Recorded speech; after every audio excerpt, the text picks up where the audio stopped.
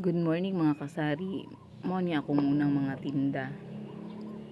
Usa ko na himong tindera jud as in tindera nga naay tindahan. Mao jud ni ang kinaunang mga kuan diri. Pero hangtod karon na agihapon. Pero ang uban nga lisod ibiyahe.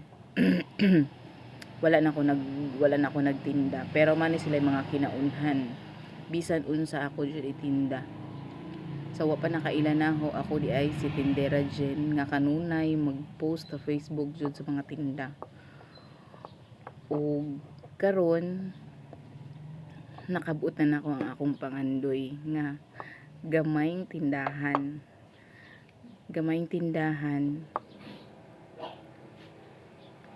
natupad na jud nako sa dugay-dugay nga pagkuan. Mo ni ang kuan nag-offer sa kuha sa pandemic kini dag chorizo. Kini mga sideline na lang. Kini didto ni gikan sa Davao akong gibaligya sa Hilongos Leyte. Kini diri na sa Manila kanang mga tools.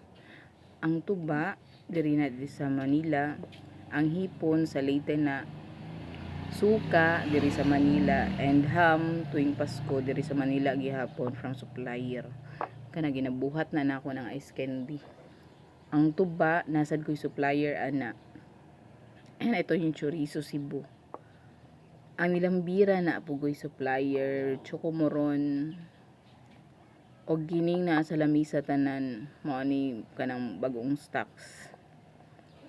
Kini mga juice ug honey giangkat ra pud ni nako diri. Naami pork skinless og maoro to mao din ni akong pamilya tanan. Og kini na jud ko ang tindera.